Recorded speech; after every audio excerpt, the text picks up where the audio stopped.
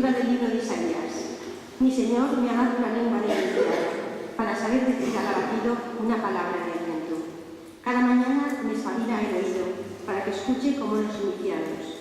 El Señor me abrió el oído y yo no resistí ni me eché atrás. Ofrecí la espalda a los que me apaleaban, las mejillas a los que me echaban mi barba. No me tapé el rostro ante ultrajes ni salivazos. El Señor me ayuda, por eso no sentía los ultrajes. Por eso endurecí el rostro como pedernal, sabiendo que no quedaría defraudado. Palabra de Dios. Te alabamos, Señor. Al salmo responderemos: Dios mío, ¿por qué me has abandonado? Dios mío, ¿por qué me has abandonado? Al verme, se burlan de mí, hacen visajes, menean la cabeza. Acudió al Señor, que lo ponga a salvo, que lo libre si tanto lo quiere. Dios mío, ¿por qué me has abandonado? Me acorrala una jauría de mastín, me cerca una banda de malhechores, me taladran las manos y los pies, puedo contar mis huesos. Dios mío, ¿por qué me has abandonado? Se reparten mi ropa, echan a suerte mi túnica, pero tú, Señor, no te quedes lejos. Fuerza mía, ven corriendo a ayudarme. Dios mío, ¿por qué me has abandonado? Contaré tu fama a mis hermanos, en medio de la asamblea te alabaré. Fieles del Señor, alabadlo, linaje de Jacob, glorificadlo, temedlo, linaje de Israel. Dios mío, ¿por qué me has abandonado? Lectura de la carta del apóstol San Pablo a los filipenses.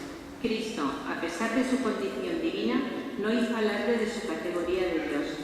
Al contrario, se despojó de su rango y tomó la condición de esclavo, pasando por uno de tantos. Y así, actuando como un hombre cualquiera, se rebajó hasta someterse incluso a la muerte, y una muerte de cruz. Por eso Dios lo levantó sobre todo y le concedió el nombre sobre todo nombre, de modo que al nombre de Jesús toda rodilla se doble en el cielo, en la tierra, en el abismo, y toda lengua proclame: Jesucristo es Señor, para gloria de Dios Padre. Es palabra de Dios. Te alabamos, Señor.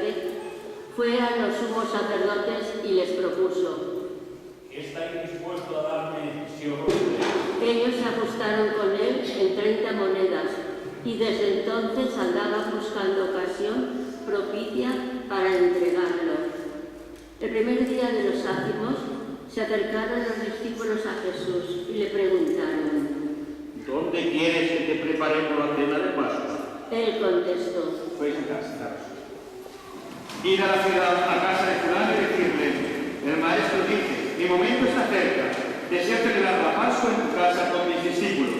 Los discípulos cumplieron las instrucciones de Jesús y prepararon la Pascua. Al atardecer se puso a la mesa con los 12. Mientras comían, dijo: os aseguro que uno de vosotros me va a entregar. Ellos, consternados, se pusieron a preguntarse uno al otro. ¿Soy yo acaso, Señor? Él respondió: El que ha mojado en la misma fuente que yo, ese me va a entregar. El Hijo del Hombre se va, como está escrito de él, pero ay del que va a entregar al Hijo del Hombre, más le valdría no haber nacido. Entonces preguntó Judas, el que lo iba a entregar. ¿Soy yo acaso, Maestro? Él respondió. Tú lo has dicho.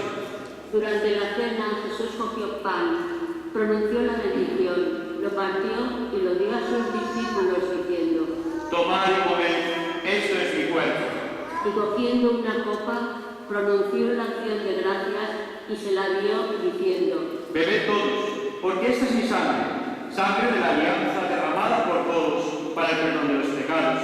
Yo os digo que no beberé más del fruto de la vid, hasta el día en que beba con vosotros el vino nuevo en el reino de mi Padre. Cantaron el salmo y salieron para el nombre de los olivos.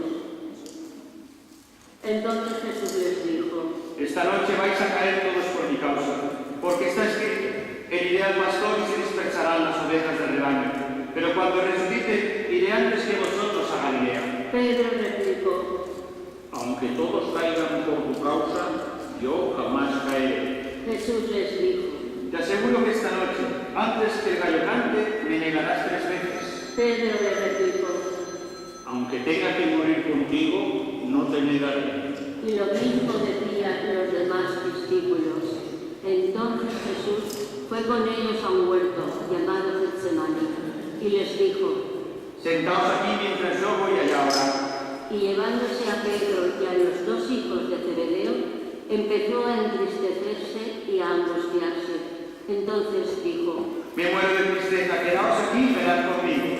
Y adelantándose un poco, cayó entre la tierra y oraba diciendo: Padre mío, si es posible que se pase y se aleje de mí este cáliz, pero no se haga lo que yo quiero, sino lo que quieres tú. Y se acercó a los discípulos y los encontró dormidos. Dijo a Pedro: ¿No habéis podido velar ahora conmigo? Velad y orad para no caer en la tentación, pues el espíritu es decidido, pero la carne es débil. De nuevo se apartó por segunda vez y oraba diciendo: Padre mío, si este cáliz no puede pasar sin que yo lo beba, hágase tu voluntad. Y viniendo otra vez los encontró dormidos, porque tenían los ojos cargados. Dejándolos de nuevo por tercera vez oraba, repitiendo las mismas palabras. Luego se acercó a sus discípulos y les dijo: Ya podéis dormir y descansar. Mirad, está cerca la hora, y el Hijo del Hombre va a ser entregado en manos de los pecadores. Levantaos, vamos, ya está cerca el que me entrega. Todavía estaba hablando cuando apareció Jesús, uno de los 12, acompañado de un tropel de gente, con espadas y palos, mandado por los sumos sacerdotes y los ancianos del pueblo. El traidor les había dado esta contraseña: Al que yo bese, ese es, detenedlo. Después se acercó a Jesús y le dijo: Salve, Maestro. Y lo besó. Pero Jesús le contestó: Amigo, ¿a qué vienes? Entonces se acercaron a Jesús y le echaron mano para detenerlo. Uno de los que estaban con él agarró la espada, la desenvainó y de un tajo le cortó la oreja al criado del sumo sacerdote. Jesús le dijo: Envaina la espada. Quien usa espada, a espada morirá. ¿Piensas tú que no puedo acudir a mi Padre? Él me mandaría enseguida más de 12 legiones de ángeles. Pero entonces no se cumpliría la escritura que dice que esto tiene que pasar. Entonces dijo Jesús a la gente: ¿Habéis salido a prenderme con espadas y palos como a un bandido? A diario me sentaba en el templo a enseñar, y sin embargo no me detuvisteis. Todo esto ocurrió para que se cumpliera lo que escribieron los profetas. En aquel momento todos los discípulos lo abandonaron y huyeron. Los que detuvieron a Jesús lo llevaron a casa de Caifás, el sumo sacerdote, donde se habían reunido los escribas y los ancianos. Pedro lo seguía de lejos hasta el palacio del sumo sacerdote, y entrando dentro se sentó con los criados para ver en qué paraba aquello. Los sumos sacerdotes del Sanedrín en pleno buscaban un falso testimonio contra Jesús para condenarlo a muerte, y no lo encontraban, a pesar de los muchos falsos testimonios que compartían. Finalmente comparecieron dos que dijeron: Este ha dicho, puedo destruir el templo de Dios y reconstruirlo en 3 días. El sumo sacerdote se puso en pie y le dijo: Te juro por Dios vivo a que no digáis si tú eres el Mesías, el Hijo de Dios. Pero Jesús callaba y el sumo sacerdote le dijo: Tú lo has dicho, mas aún yo os digo, desde ahora veréis que el Hijo del Hombre está sentado a la derecha del Todopoderoso y que viene sobre las nubes del cielo. Jesús le contestó. Entonces el sumo sacerdote rasgó sus vestiduras diciendo: Ha blasfemado. ¿Qué necesidad tenemos ya de testigos? Acabáis de oír la blasfemia. ¿Qué decidís? Y ellos contestaron: Es reo de muerte. Entonces le escupieron a la cara y la bofetearon, otros le golpearon y otros le decían: Haz de profeta, Mesías, ¿quién te ha cegado? Pedro estaba sentado fuera en el patio y se le acercó una criada y le dijo: También tú andabas con Jesús de Galilea.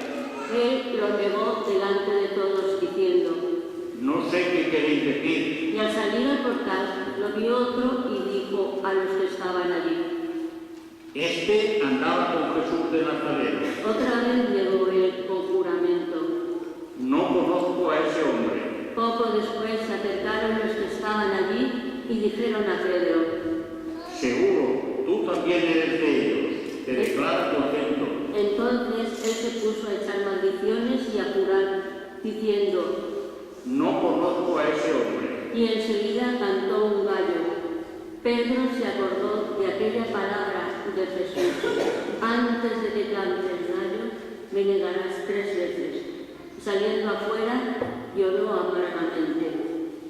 Al hacerse de día, todos los sumos sacerdotes y los ancianos del pueblo se reunieron para preparar la condena a muerte de Jesús, y atándolo, lo llevaron y lo entregaron a Pilato, el gobernador.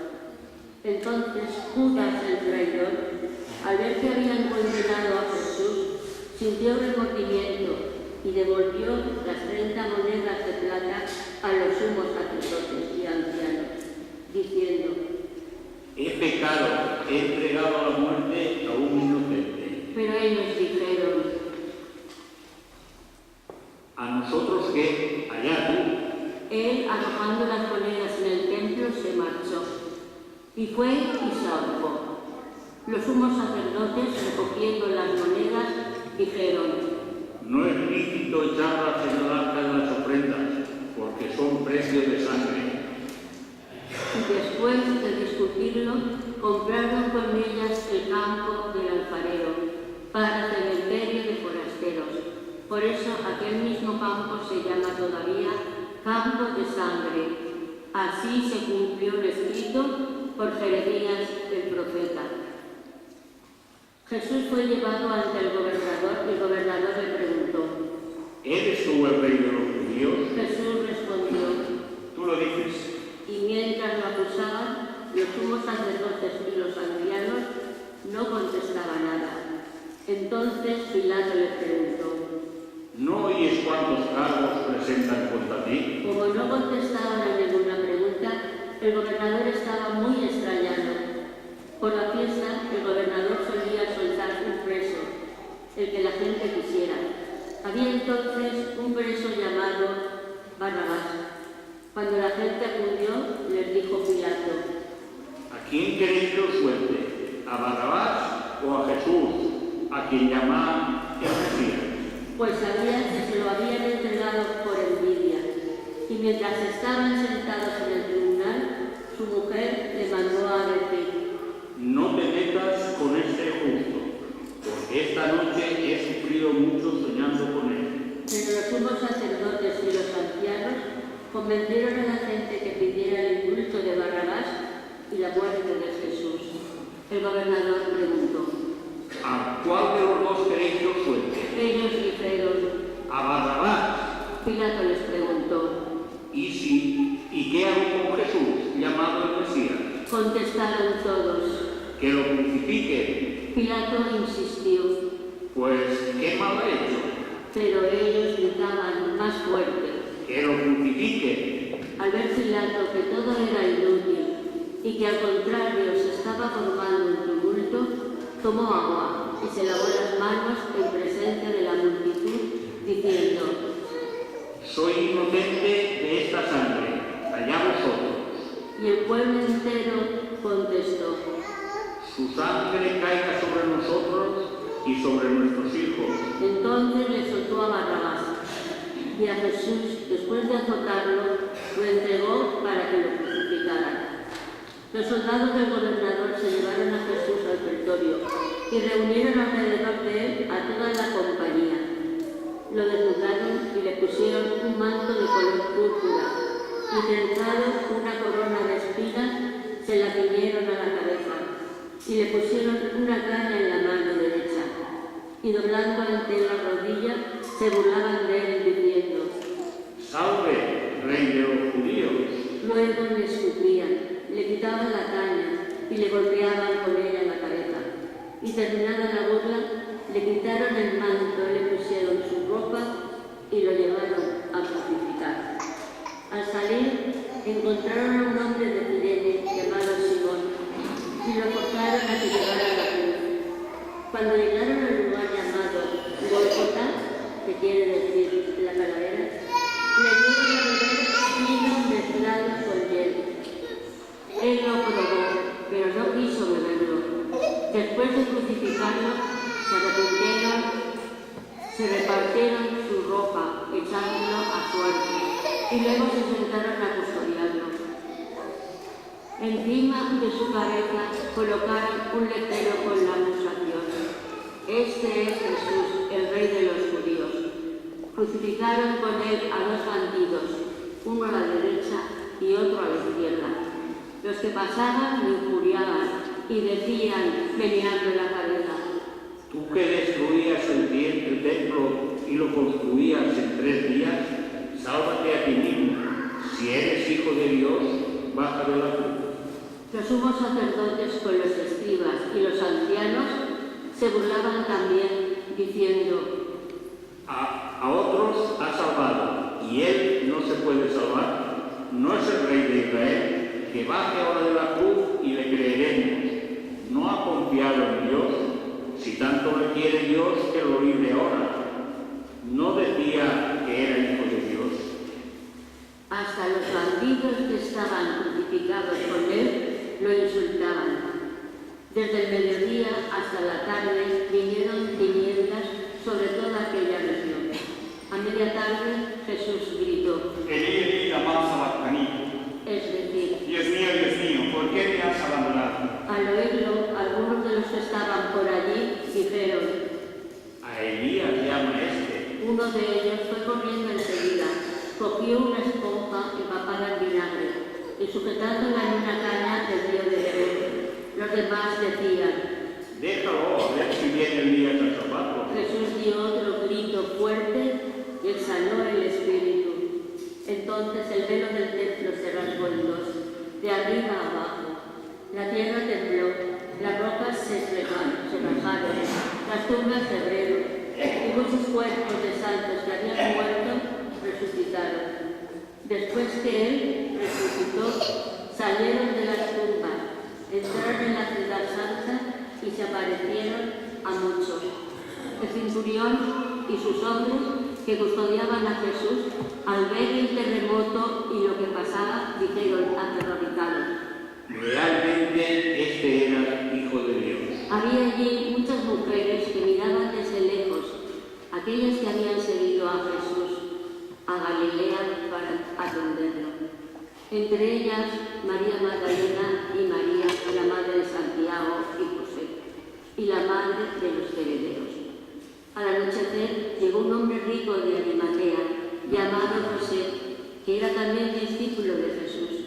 Este acudió a Pilato a pedirle el cuerpo de Jesús, y Pilato mandó que se lo entregaran. José, tomando el cuerpo de Jesús, lo envolvió en una sábana limpia lo puso en el sepulcro nuevo que se había excavado en una roca, rodó una piedra grande a la entrada del sepulcro y se marchó. María Magdalena y la otra María se quedaron allí sentadas enfrente del sepulcro.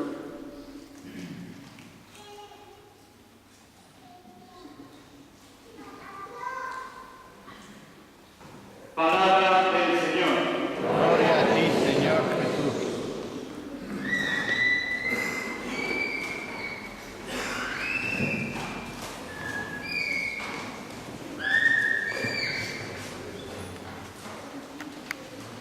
Sentamos. Mirad, una breve reflexión, aunque lo más importante en el Domingo de Ramos, en este día de Pasión, es el haber escuchado atentamente el relato de la Pasión del Señor. Es un momento pues de meditación. Decimos que una forma de rezar es la contemplativa. La contemplativa es que nosotros nos hayamos podido imaginar cómo fue ese momento de la Pasión. Cómo fue ese momento en el que Jesús tuvo que vivir todo ese calvario, todo ese sufrimiento y sobre todo toda esa injusticia. Y es curioso porque podemos decir con claridad que el Domingo de Ramos es el día de la contradicción. De la contradicción y de la incoherencia de las personas. Nosotros mismos muchas veces somos incoherentes. ¿Y por qué digo incoherencia? Porque si analizamos el desarrollo de esta celebración, nos hemos dado cuenta que hemos comenzado con cantos de alabanza, de gloria al Señor, con esta tradicional procesión de Domingo de Ramos, que nos recuerda cómo Jesús entró triunfante en Jerusalén. Es decir, hemos empezado con una celebración de gozo, de alegría, porque el Señor entra solemnemente en la ciudad santa de Jerusalén. Podríamos decir que Jesús entra en nuestras vidas, Jesús entra en nuestros corazones y le queremos abrir camino y lo hacemos con cantos, con alegría, con gozo. Es el significado, por ejemplo, del sacramento del bautismo, cuando estamos en esa alegría del encuentro con el Señor, porque va a estar participando en nuestras vidas y en cada uno de nosotros. Eso es lo más importante y fundamental. Pero curiosamente, en este Domingo de Ramos, que es un día de alegría, vamos viendo cómo esto de alguna manera va cambiando de color. Es más, ¿por qué la vestimenta de esta Eucaristía es el color rojo? Pues el rojo simboliza el martirio, el sufrimiento y la sangre. Es decir, que en esa entrada solemne de Jesús en Jerusalén, todos hemos escuchado cómo acaba. Y digo que es contradicción, porque tenemos alegría y por otro lado tristeza. No hemos escuchado la resurrección. Nos hemos quedado cuando Jesús murió, cuando Jesús expiró, cuando Jesús muere solo y abandonado.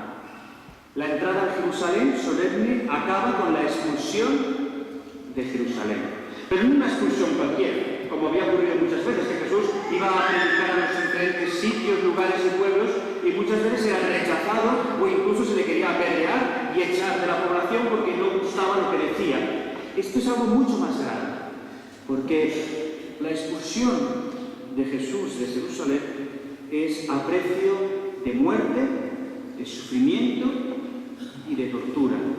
Y ahí podemos ver lo peor del ser humano, lo peor de cada uno de nosotros, porque podemos decir con claridad que podemos ser los que aclamamos a Jesús en la entrada, pero también podemos ser los que gritan crucifícalo a Jesús antes de que lo asesinen. A lo mejor eran las mismas personas. Por lo tanto, nosotros, cuando estamos cerca del Señor, somos capaces de reconocerle y dejar que entre en nuestras vidas. Pero a lo mejor cuando lo que el Señor nos plantea nos dice, ya no nos gusta, nos incomoda, decimos, quítalo. Apártalo de mi vida, no me interesa, crucifícalo. Y por eso afirmamos sin ningún tipo de temor que seguramente si Jesús volviera a nacer ahora, volveríamos a crucificarlo, volveríamos a asesinarlo. Y cada vez que nosotros negamos al Señor, cada vez que no cumplimos los mandatos de la ley de Dios, cada vez que blasfemamos, cada vez que apartamos al Señor de nuestra existencia, de alguna manera estamos crucificando al Señor y nos convertimos en esos personajes que hemos escuchado. Es verdad que la pasión es para leerla con mucha calma, con mucha tranquilidad. Yo os invito a que todos en vuestra casa, durante esta Semana Santa, leáis la pasión del Señor. Que la leéis como si fuera la primera vez que la escucháis, de tal manera para que entendamos ese gran misterio. El misterio de la contradicción, el misterio, por un lado, de la entrada solemne y el misterio de la expulsión. El misterio también de cómo nosotros no creamos que porque le decimos sí a Dios estamos ya salvados. Yo tengo mucha fe, yo creo mucho. Y relajamos nuestra actitud. Y simplemente somos convertidos en creyentes aparentes. Entonces el Señor, no profundicemos. En cualquier momento pueden invadirnos en nosotros muchos sentimientos, como la envidia, como los celos, como la codicia, como la venganza, como la violencia. Esos signos los hemos visto, los acabamos de escuchar. ¿Quién ha traicionado a Jesús? Uno de los suyos. ¿Quién ha abandonado a Jesús? Todos los suyos. Aquellos que le defendían, ¿dónde estaban? Si recordáis también el episodio de cuando Jesús va a predicar en el monte de las bienaventuranzas, dicen que estaba repleto, había miles de personas. ¿Dónde están esas miles de personas? ¿Han desaparecido? ¿Se han escondido? A veces nos ocurre como a los discípulos, que nos da miedo decir que somos creyentes, que nos da miedo que nos señalen con el dedo, que se burlen, que nos aparten. Es cierto, es humano, pero el Señor nos pide que seamos valientes. Y en esta Semana Santa que empieza con esta celebración, os invito a que acompañemos a Jesús desde este momento de la entrada y en los oficios de toda esta Semana Santa, en esta semana en la que vamos a ir recordando los momentos claves y fundamentales de nuestra vida, de nuestro ser cristianos. Y lo haremos en todas esas celebraciones. Os invito a que la acompañemos en ese Vía Crucis, en ese Calvario, que reflexionemos, que nos demos cuenta que el Señor vino al mundo para que lo cambiáramos y para que lo hiciéramos un poquito mejor. Y que todas esas cualidades negativas que os he comentado las podemos vencer con la fe. Podemos aprender a perdonar, a ser comprensivos, a ser tolerantes, a ser solidarios, a ser generosos con lo nuestro, con nuestro tiempo, con nuestros bienes, con nuestra paciencia. Y os invito, por tanto, a renovar nuestra fe. Vamos a renovar nuestra fe. Vamos a acompañar a Jesús en el Calvario. Vamos a mirarle a la cara. Vamos a mirar el signo y el símbolo de la cruz. Y vamos a morir, a ver cómo muere por nosotros. Cómo muere un inocente por nuestros pecados. Decía la segunda lectura que hemos escuchado que Cristo, a pesar de su condición divina, a pesar de ser Hijo de Dios, se entrega por nosotros, muere por nosotros. No tenía por qué haberlo hecho. De hecho, hemos escuchado en la Pasión de que dice que el poder que él tiene es el poder de Pilatos, es el poder que Dios ha querido darles. Por lo tanto, no es que el ser humano pueda matar a Dios, puede matarlo, puede acallarlo, pero al final siempre vence la verdad. Conoceréis la verdad y la verdad os hará libres. Y es el coraje, la valentía que tienen los mártires, que tienen aquellos que son capaces de dar la vida por Jesucristo.